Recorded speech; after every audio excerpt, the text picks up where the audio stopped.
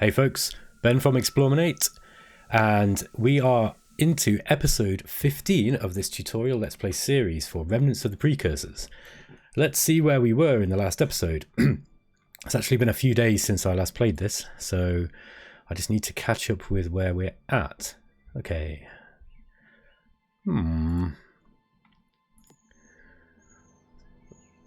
I see, so we're actually tied with the humans now for technology. This is good news. We're not doing bad at all. In fact, we've overtaken the Aviari. Just interested to see what we've got and where we're at. We're about to break through to scatterpack the rockets, which is these are MERV versions of Hyper-V rockets, splitting into 5 separate warheads that each explode for 6 points of damage and move at a speed of 2.5. So these rockets are great because you get five for the price of one each time they fire. And anything that gives you more firepower is good. We've got another propulsion tech which gives us better fuel cells, dotamite crystals, so this is 7 light years. We're about to break through that too. Other than that, notably, class 4 defector for shields. We want to get automated repair system as soon as possible because this will allow us to use our large ships in a fashion that's a bit more aggressive.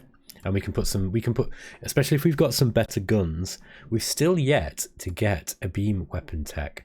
Now this is a problem. We're still using, lasers, and lasers are they don't cut it at this part of the game. So I'd like to, just thinking about it, if we've got a tech advantage over the Aviari, there's a good chance that they'll actually trade us something. So let's see what we can get. No, they're not. They don't have anything, or we don't have anything they want. I'm just going to leave the trade treaty for now. I'm interested to see actually how much we're bringing in on the trade income. Have to excuse me if I keep clearing my throat at the moment, guys. I've got a bit of a. I don't think it's this human malware that's going around. It's just some kind of gunk in the back of my throat I get occasionally when I eat too much sweet food. Okay, so where are we? What was I doing? Oh yeah, that was right. I think let's just see if we can trade for some kind of technology off the humans. I really want a beam weapon of some kind. Now, all they've got is Gatling laser. Oh look, okay, so there's been some updates in the few days since I've last played, and it looks like Ray has included the tier and the price of the research point cost in this screen here, where we're, the tech trading screen. So this is awesome. This is really good. This stops us now having to look at the manual. Although I do still like to know the level of the tech itself. I don't think it's that important. The tier is definitely more important, but yeah, maybe if we could put the level in there too. But more pertinently, we can look at how many research points that we need in order to get this particular technology. So when you're trading for one, you can be like, okay, well that's going to take us 4,000 research points, and I don't want to trade for something. I don't want to trade in for something that I can research very easily. So yeah, that's great. I really like this. This is a really good change. I'm so pleased to see that there are regular patches going out for Remnants of the Precursors. They're every few days. Ray's been working really hard to support the beta release. So it's just great to see. Okay, class 5 planetary shields is a really important tech. I'm tempted to go for that. Ion rifle, I think, is a ground-based tech. Gatling laser would be useful. I mean, it's better than what we've got. Sublight drives is also really useful. Out of all these, I think planetary shields is going to be the most important one. And they want battle computer Mark III. Yeah, I'm going to go for that. Now, battle computer Mark III is basically what most of our opponents are using anyway, and so it's no big problem to give that to the humans. More importantly, now we can start after the next turn we can start building, if we put some spending into defense, we can start building shields. You'll see here on the planets where it says shield level. This means that you can build your shields up to certain levels, and the planetary shield Mark V gives you shield level 5, and that will block incoming damage up to a certain point. So anything, you know, things like lasers, heavy lasers, well, lasers, and the basic weapons that you get at the start of the game, and the basic nuclear bombs, they just won't be able to do any damage to, or nuclear bombs won't do so much damage to your planets. So they're really, really important. If you put shields on your systems, they are much better defended. And you know, look, you'll notice that the Bulrathi haven't got this technology yet. So I'm hoping that we can keep, you know, hopefully they won't go to war with the humans. One thing that we could do is we could see if we can drag the humans into a war with the Bulrathi. I don't know if they will do it. Let's see. Let's go for a joint declaration of war. No, they're not going to do it. We've got the option to go for the Mercian, the Aviari, or the Darloks, but they're not going to do it. That's okay. No problem. So, yeah, they don't have a diplomatic treaty with the Bulrathi. I think it's likely that they've just not come into contact with them yet. They're too far away. Oh, no. No, they haven't met the humans. I'm not sure why we didn't get the option there. Maybe somebody who understands the game a little bit better than me can clear that one up. Okay, let's see where we are at with regards to this war. I think we'd started bombing Delios. Traken is almost done. We're just about to land some transports and take it.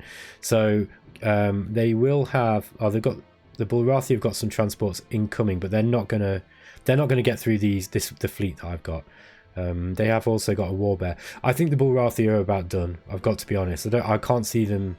I can't see them coming round from this. They didn't stand a chance with the early bug that affected their expansion AI. Those guys are they're easy pickings for me now. The rest of the planet.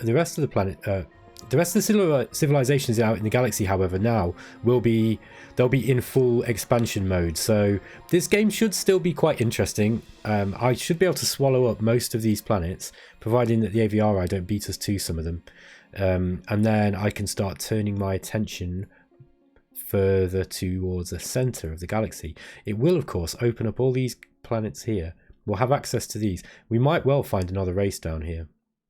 That is possible. We have to consider that. I'm not sure who it would be. One way to look is to check the Bulrathi and see if they've got anyone else. No, we might be lucky. There might not be anyone down here. Okay, so I'm going to just roll the turn on. We've built a dead colony ship. I'm not sure if we needed that or not. And are we going to bomb this planet? No. The humans want battle suits, and they're going to swap us for. I'm just going to have a look at my at the manual just a moment, because I want to see where battle suits come in. Okay, battle suits are tier 3 level 11, so you know, swapping for a tier 3 or 4 would be good for us. Sublight drives would be worth it. The only thing is that we get a big bonus to our propulsion tech, so I don't know if I really want that. Decisions. I don't want them to have battle suits, actually. Okay, so we've got Scatterpack Vs. So this will upgrade our missile bases now. So our missile bases... Oh, and planetary shields. So now, you look, it absorbs 5 points of damage from all attacks against planet surfaces added to missile-based deflector shields. So now we can go through all of our planets that have defenses, and we can upgrade them with shields and missile bases. This will now stop any roaming ships just turning up and bombarding our planets with a cursory expeditionary force. It will take something a little bit more sustained now to be able to get through, and really this will be the nail in the coffin for the Bulrathi. Okay, we have the opportunity now to pick a new tech. Now, Gatling laser is just easy and just a bit useless, although that might be worth getting. Do you know what? I might just go for this because it's only 700 research points. And we haven't got anything better than lasers. And normally, I wouldn't bother with Gatling laser. It's really not that good. It's basically a laser that fires 4 times a turn, so it does a lot of damage. I don't know if a Gatling laser will go on a small ship either. If it does, that would be great because... I mean, eventually a Gatling laser will go on a small ship because once the miniaturization starts to kick in. When you're 10 techs ahead of that particular technology level. I'm just going to have a look at my manual again. So Gatling laser is technology level 5. So once we get to technology level 15 in weapons, which is neutron blaster, which we can get, or at least we can get past that, because I think I saw the option to go for hard beam. So if we researched hard beam next, that would boost our weapons tech up to 19. Now that would then make everything below 10 levels or below that smaller, because of the miniaturization mechanic in this. So things like the Hyper-V rockets, the Gatling laser, the basic lasers and nukes, they'll all be smaller, so we can start putting more of them on our ships. Especially if you're that can be useful. The weapons do scale, and although there comes a point when, you know, the earlier weapons just aren't going to get through shields, it still can be useful. It can be situationally useful. So you saw that the Bulrathi, if you remember, they had quite a nice large ship counter for those small fleet, for the fleet of small ships that I had, where they had these large ships with large amounts of lasers on, and they were a fairly good counter for those small ships. They didn't do particularly great. I mean, I think something like 50 of my ships took out about 8 of theirs, or 7 of theirs, so they weren't very good. I mean, that's purely because of the Alkari's excellent maneuverability bonus that we get. Okay, so we need to leave this fleet here for the time being, because we've got these transports in. I don't want to move those, so let's just guard that planet. We have got one fleet including a couple of large fusion bombers coming into Delias, and looks like they've built some factories. Again, because the Bulrathi are just so horrible in combat, I don't think I want to waste my population trying to take them. I think I want to whittle them down to as few as possible, and then just take their planets. If I have to recolonize them, then so be it. Now we're building colony ships here, and I probably don't want these. This colony ship, oh no, I do, that's right, because I remember I made a mistake and I'd left the fleet rally point on. So we want to send this ship here up to Sataki. There we go. So, and then there's, I believe we've got one more too. That one's an ultra rich. Sataki's going to be an okay planet. Ashima here, that is a really good planet. In fact, let's go straight for that one instead. I'm going to go straight for Ashina. Now, however, we do have this dead colony ship going that direction. No, I'll send that one out to Ito, and then I'll build one more. Let's just get these. I'll wait for a moment. I'm not going to build another colony ship immediately, because it's going to take too much of our population actually to I like to get 1 or 2 done at once, not I think 3 might be a little bit much.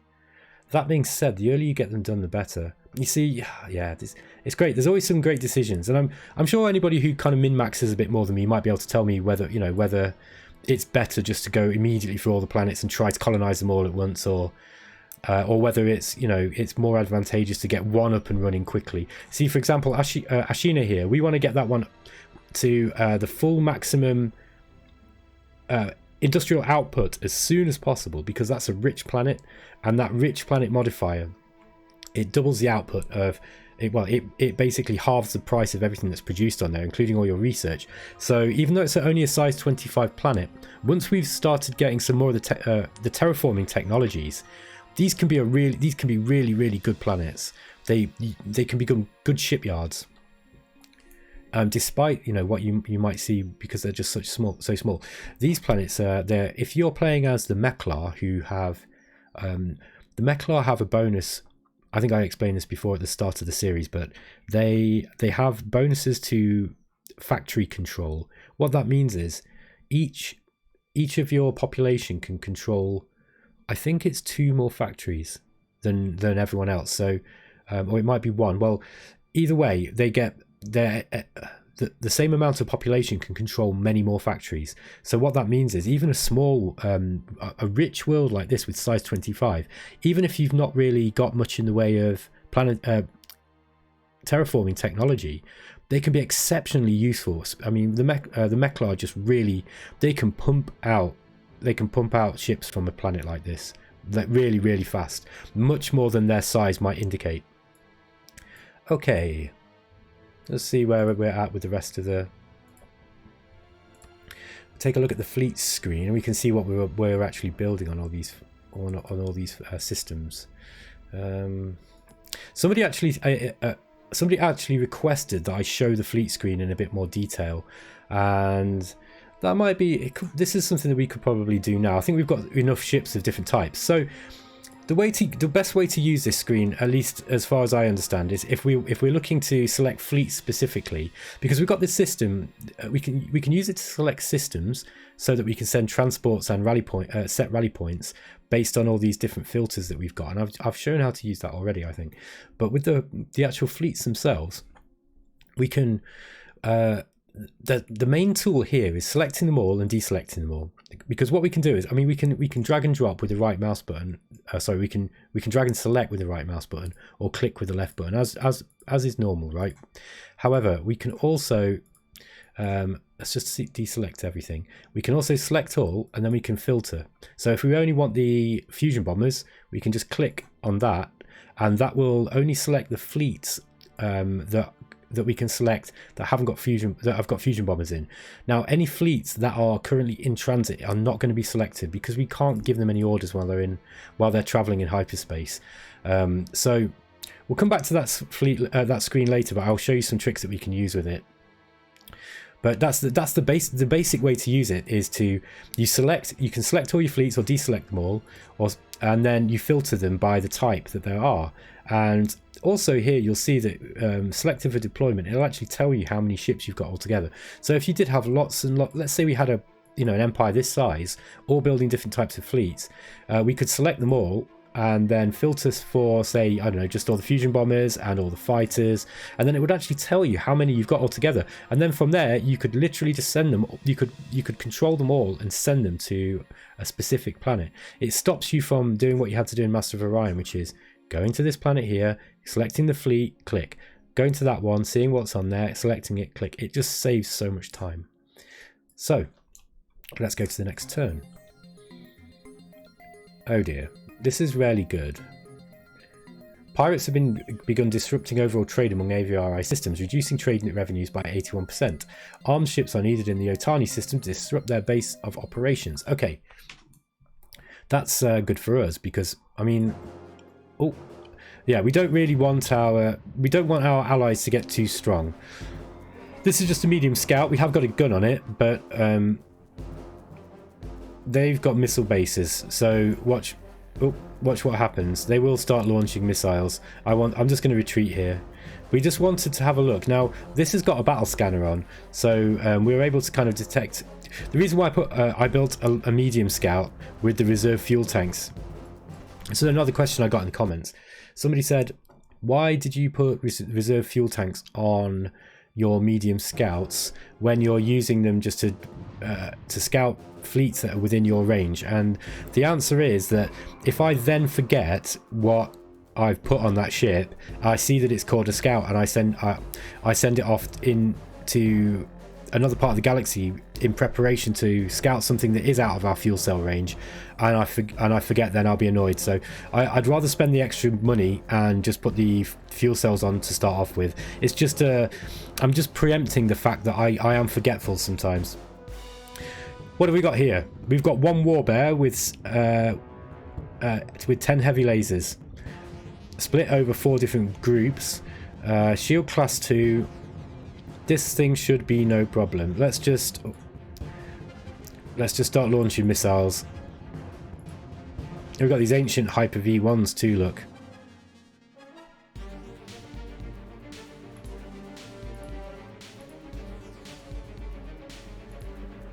And we'll move the fighters to engage.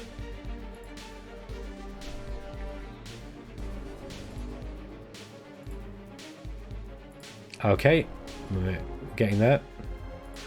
Those missiles haven't done much damage. Look, they didn't do a whole lot of damage to this ship. I'm not really that keen on missiles at the start of the game. I don't know. They just don't really seem to do a huge amount of damage. I'm a big fan of big fleets of beam weapons. However, as you've seen, we don't really have much in the way of beam weapons. These lasers are sort of cutting through they are attacking this warbear, but there's only one. If there were more than this, then we'd be in trouble. I'm going to autoplay this battle because this is going to be fairly simple. There we go. See how much damage that thing tanked. It tanked up all those missiles. And that was just one of those things. So, you know, you just see the power of large ships. Okay, so are we going to bombard the planet? Yes, we are. And look, we destroyed 16 population and 63 factories. It hurts me to see all those factories go to waste because you're much better off capturing them.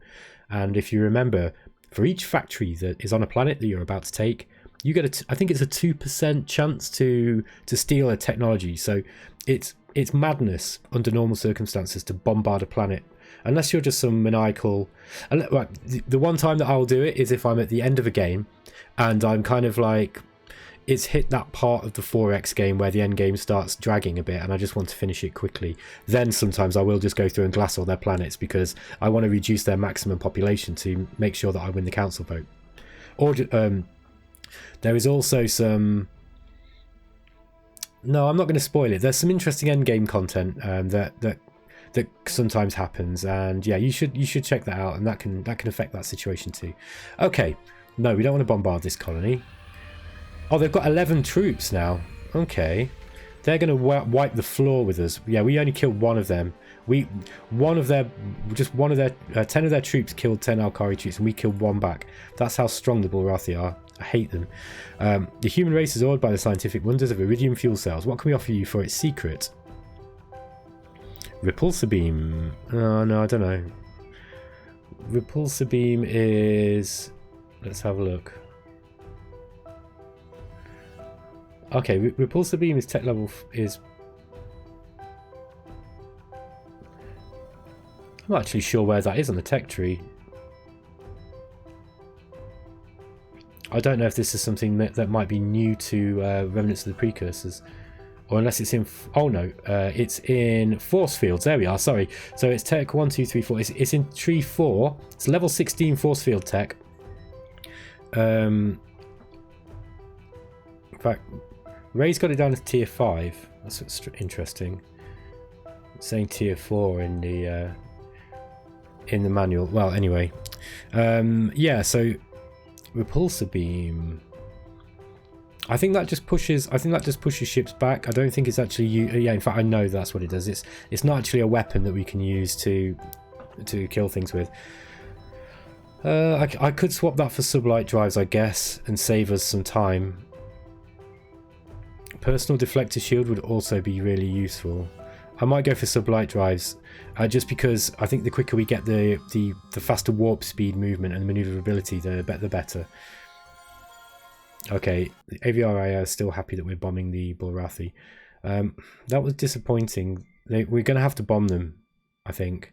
I think next turn I'm going to try and bomb the population down, and we're going to have to send more transports down to track him, to take these guys, because let's send them from Joe. I'll send a few from the other planets just to pick up the slack. Bearing in mind that we're about to get some new planets colonized too. In fact, we're not that far away from... Yeah, this dead colony ship. When that arrives, I want to go to Ito. I didn't think that... I don't understand how those Bulrathi ships got through my fleets here. How did that happen? Yes, there's a big question mark floating above my head right now. You guys can't see it because I'm off screen. Okay, so we've built another dead colony ship which we can use to colonize that new planet. What is this? I read that a bit quick. I think this must be a Bulrathi ship. Let's see what they've got on it.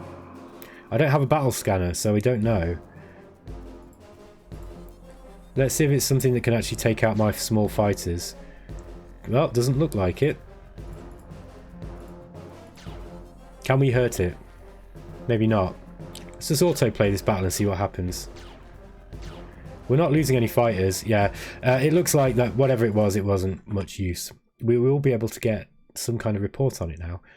Do we bombard the planet? Yes, we do. There we go. We've got them down to 13 population. Yes, we want to bombard these. Okay, so we got rid of the factories and we took them down to 2 population. Now we've got a better chance of being able to take them. The humans want improved terraforming. Oh, they can give us improved robotic controls 3. Yes, please. Improved robotics controls 3 is exactly what I was talking about when I was discussing the Meklar's advantage. Basically, now each population can actually operate 3 factories. So we need to now go through and upgrade all our factory controls. In fact, I've still not upgraded our bases so they've got shields, but I don't think we're in any danger right now. The first thing that we want to do is absolutely start building more factories. Look, if you look now, these guys, 75 should be able to control, what's that, 150 factories, but now they can control 225. So until we can actually keep building factories now and until 225, then grow the population up to 100, and then from there go straight up to 300. On Altair, where we've got full max population, you'll see that we've gone from 240 we can control up to 360. This is an enormous boost to our economy, and that's why the improved robotic control technology is one of the best. You want to get that as soon as possible. In fact, it's worth just taking everything and putting it straight into that as soon as you can, because it's more effective to. The earlier you get your factories maxed out, then you can go back into tech, unless there's a technology you're specifically needing to get.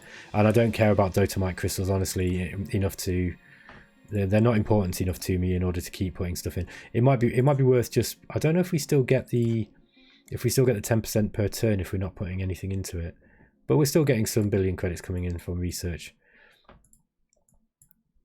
Oh, it's because of this planet here. Let's just put a little bit. We'll just keep a little bit in, and then put the rest into. We'll put the rest into factories. So we want to start maxing our factories out now. And once we've made that leap, up to the next level, we are really going to start. You'll really start seeing a big difference in the amount of technology I can produce, in the amount of ships that I can pump out, that kind of stuff. Okay. I forgot to move my my colony ship. That's okay. Right, I'm just going to autoplay this battle. I don't think there's any way that these guys are going to be able to hurt me.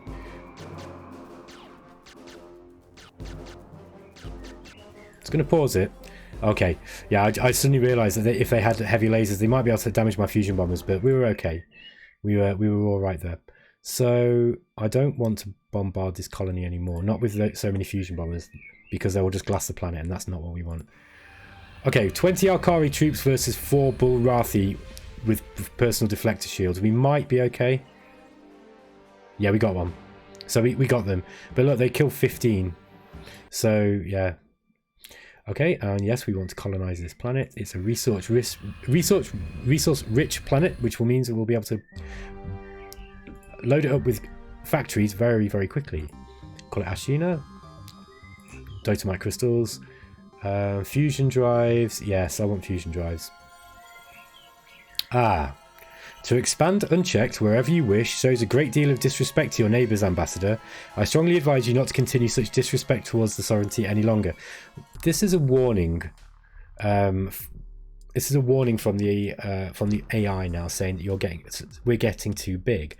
They don't want us to take any more planets because they're fully aware of how we will snowball in power from this moment onwards. So what happens is every time we colonize a planet now, we'll start taking a big hit to our diplomatic relations.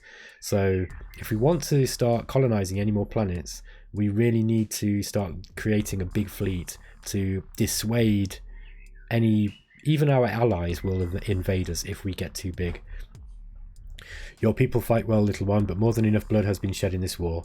We are prepared to leave our disputes in the past and move towards peace if you are brave enough to do so as well.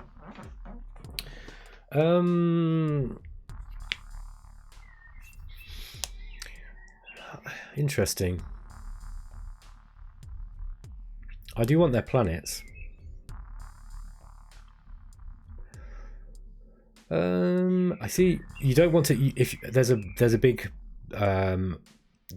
penalty that you will get with every AI faction in the game if you genocide a race. If you wipe them out off their last planet and they haven't got any planets left or anything, then that will be it. You've considered to have genocided them, and the AI doesn't like that. So, but I don't know. I don't really want to leave them with planets because, well, at least not with more than one. That being said, I don't know. I probably should just damage them further. No, let's accept. Okay, I'm going to accept, and I'll use the opportunity to build up some fleets, so that we can get out more of our ships. The Aviari will probably still fight them. I'm interested to know actually if they've. Yeah, they're still at war with the Bulrathi. So I don't know whether making peace with the Bulrathi here is going to affect my relationships with the Aviari. We certainly won't be getting any more of these bonuses where they're saying, "Hey, thanks for bombing our enemy." Okay, now we've got this colony ship. Excuse me, got this colony ship here, and we're going to send this to, which one is it? Here we go. Then now the Aviari are going to be upset with us because we are growing, and they don't like us growing. Let's send this one to Ito. We're gonna add 2 more ships to our. Oh, hold on. I don't want to send. Let's just undeploy that again. I don't want to send that scout. So I did originally, but I thought maybe I could send them out here. But actually, there's some planets now in this kind of direction that I want to go and check out. Have we got any more scouts around? No, maybe not. Let's just go to the fleet screen and have we got any scouts? Where are they? Medium scout 2. There's one there. And I think is that the one that we've just.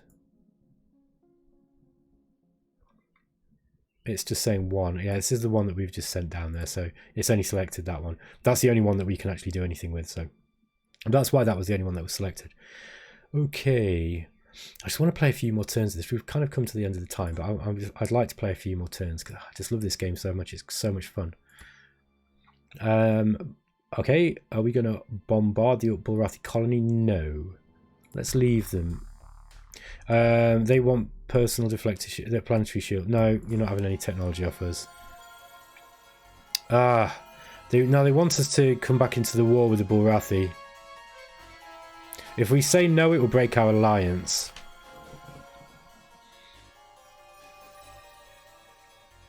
Choices. See, I don't want to backstab them. I'm not going to backstab them. I'll just go back to war. We'll go back to war with the Bulrathi. I mean, I wasn't sure whether I really wanted to do that anyway. I would actually like their planets. I think it's wise for us to try and take their planets. There's now a little bit of micromanagement I have to do with regards to sending some populations out. We've got to get Traken up on the go. Amelia's starting to build up a little bit, but we do want to send. We want to send some more pops out to some of these planets. So let's send some to Traken from Ishida. Just a few.